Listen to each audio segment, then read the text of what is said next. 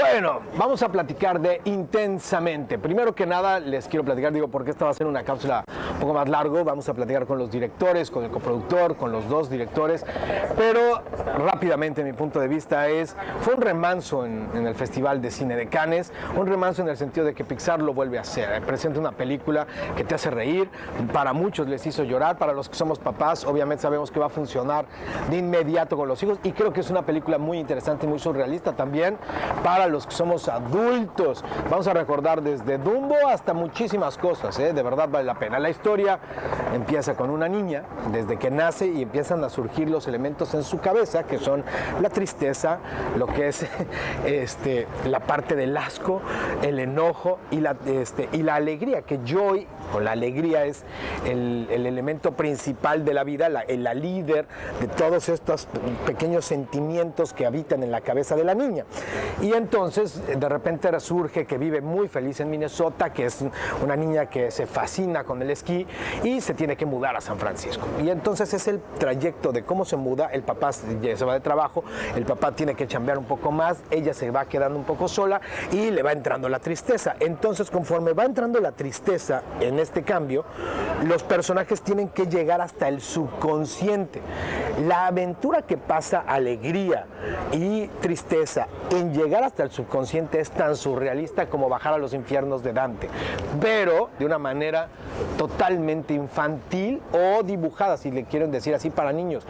De verdad, la película a mí me gusta mucho, me reí mucho, es de las que me ha hecho más reír, yo creo, que de las películas de Pixar. Está bastante entretenida y bueno, ¿por qué no mejor platicamos con los directores? Y obviamente vale la pena que la vean. Yo me gustaría, después la pongo con mis hijos y vemos los verdaderos críticos de cine qué es lo que piensan. Así es de que vamos primero que nada con las charlas y seguimos.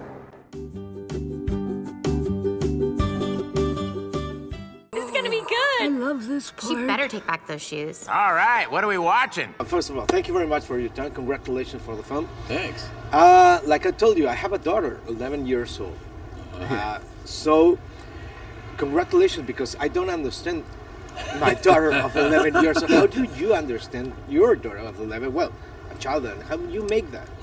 Well, I feel like a lot of our job is to kind of be in tune with what childhood was about. And so I spent a lot of time thinking about things that I remembered as a kid or believed as a kid. That's kind of where Monsters Incorporated came from, is just knowing that, well, there were monsters that lived in my closet. Mm-hmm. They were waiting to scare me. And so that's where that kind of idea came from.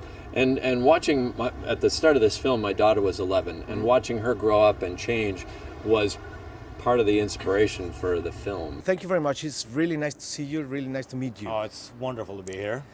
My first question is, how do you receive the notice that you are going to be your first feature, your first director? How did I receive that? Well, Pete Docter, we were sitting at the atrium at Pixar Animation Studios. We worked together making up, so I'm always around, and our houses are not too far apart, so we're kind of neighbors. So we're around each other a lot. And then he turns to me and tells me, it's like, so I'm thinking that I'm going to make my next movie Inside Out. Fantastic. And I know I'm going to be helping him. And then he says, I want you to be my co-director. Inside my head, wow. Yes. And then I had to ask, how do you do that? But I learned, and it's an amazing ride. You make a lot of emotions. You have sadness. Yeah. Why don't you have reason? Is there any reason about debate? We did have reason at the We talked beginning. about We that. called him Frank. I don't remember why. don't But either. he was the left, he was in the head office. He was like the left brain who was trying to make sure things went on schedule and had time. But in the end, we realized what we really need, because the story is told from a parent's point of view, right? Joy is sort of the parent. And so to really love and care for Riley, she needs to have autonomy and free will on her own. So we got rid of Frank, and that just became kind of Riley. The emotions are like with us. We don't choose to feel anger or sadness. It just comes to us. We do choose how we're going to deal with that. Yes. We had that joke where They would throw reason out the window. Remember that? Oh yeah. We thought that was funny for a while. In the process and also in the film. Yeah, in the film, in the early version of the film. So for us, like as we're writing, we'll draw almost like a comic book version of the film with sound effects and music and dialogue, and we cut that and we look at it. And it was during one of those sessions we had this stuff. What you learned? Well, I learned that in collaboration and becoming and being a director with Pete Docter is a dream. Because he is one of the most collaborative and welcoming of storytellers, especially in making a giant endeavor for a major studio. There's a lot of challenges. It's very stressful to actually make an animated film. In spite of the fact that we make very happy and enjoyable movies, it's not easy to make these things or make any movie, you know. So if you're partnered with a very amazing human being, Pete Docter is, it's a lot easier and a lot more enjoyable, in spite of the fact that it's very, very difficult. But I learned and always inspired by the way he tackles everyday creative challenges and production challenges. So I think that I'm becoming a better director the longer I stand right next to him. Okay, that's very good. It must be very interesting to talk, for example, for any emotion, because joy has sadness in itself, or has maybe angry, or angry has fear, for example, in this film. So how do you go to other sides with each emotion? Yeah, each one of the characters we thought of almost like a person, though they're not. We don't want them to look like a person. We want them to look the way our emotions feel to us. If you look at them, they're made out of energy. But as characters, as we would write, they were almost like people. And you know, some people that are more prone to anger, or some people that are just naturally a little scared or skittish, or play things safe. So that's the way we thought of them, as just broad comedic caricatures of people. Well, how do you make the decision? The decisions divided. Well, a lot of people ask me that, but because Pete and I actually work on the same things at the same time, what we do is kind of like, we will talk about what we want to make, and then I would storyboard and write and create and design, and then he tackles a separate part of the challenges of the movie. Okay. We would separate for a couple of days and then come back. I will tell him these stories, I'll show him what I got, and then he would say, I like this, I like that. What if we did this? Yeah, that would be good too. And we would collaborate back and forth. Okay. Because we're the first two people to actually handle the story, and then the first two people to be able to say, well, I think we should see that. I think we should test it. And then we would talk amongst ourselves and say, I believe that this is the reason to make this movie. If we believe it, then we can make it. Yes. I saw the journey of joy and sadness more like the Dante, more like Dante, and going under and find this angel being born to walking through. Is something about? Do you talk something about like this and like this, or is just me? I don't know. No, that's good. Yeah, we certainly talk about the journey and what they go through, and that drives them Down into joins the them together. Yeah, subconscious, they have to kind of go down deeper, to get deeper. back up. I always like that. Even when we talked about, this is random, but the aspect ratio of the film, and should we be sort of wider, 2-3-5, and you had said no, it's a movie sort of about a descent, and so we get a tighter aspect ratio, and everything kind of underlined that. Yeah. Your films. What are the films that inspires you? Personally, Yes. Talk to me about personally, those films. I have a very few go-tos. I love The Man Who Would Be King, Houston. Billy Wilder's The Apartment, Yes. and I love The Godfather, as a storytelling template, The three of them. characters. I love the first two, of course. Yes. Ravenously. So those movies, and just to be specific, inside that roster of favorite movies are like Dumbo. That we can see that- something in Dumbo right here Yes. in your film.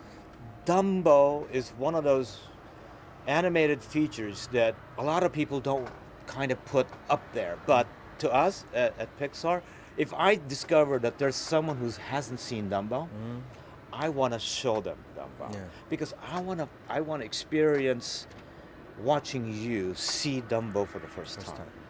Because there are sequences in Dumbo that would instantly make you emotional. Yeah. It's a story about circus elephants. Yes. with an anthropomorphic train. But when you watch Dumbo, you can't help but feel for something for this little elephant. So those are the inspirations for me. And I can talk endlessly about these movies. Well, my last question is, I saw a Dumbo influence, obviously. I saw that drunkenness, that Oh yeah. and Pink obviously Elephant. the elephant, the Yeah. Bing Bong. I don't know which other films that you have in mind, or do you have to resub for this kind of films? You know, it's always an interesting question to answer because, on one level, obviously we're so inspired by a lot of Yeah. Disney, Miyazaki films, you know, all sorts of stuff, and yet, anytime I feel like there's something that gets too close to that, we try to shy away and do yeah. something new and original as much as we can. So I'm hoping that there's not any too. There's one line in there that that references Chinatown, but that's more of just a joke. That's a gag, yeah. I think Pink Elephants. I mean, Pink Elephants on is one of our favorite scenes. Right. And it is sort of it's a dream, right? And subconscious, abstract thought is a literal thing where they go. Yeah. So they're separated by that. But listen, the fact that you even bring that scene up is like an honor. Because we love that scene. Well, the honor is all mine. Thank you very much for your time. Thank you. Thank you. Thank you very much. I saw the inspiration in Dumbo for this film, for example, for the character of Bing Bong. We are inspired by all sorts of movies from Walt because we believe that we are trying to be worthy of Walt Disney himself. And having grown up with those movies, it's natural for us to express our love for them. Bing Bong is part elephant, you know, and part cat, you know, and made out of cotton candy. And there is some DNA there that probably you could link to Dumbo.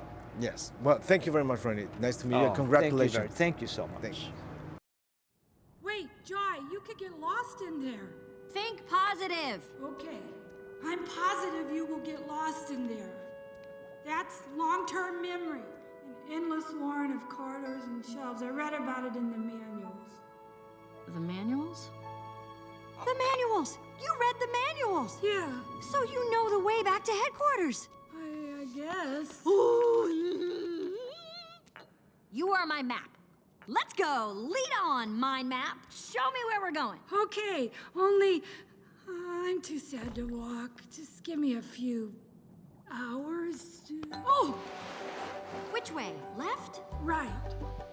No, I mean go left. I said left was right, like correct. Okay. This actually feels kind of nice. Okay, here we go. We'll be back to headquarters before morning. We can do it. This'll be easy. This is working.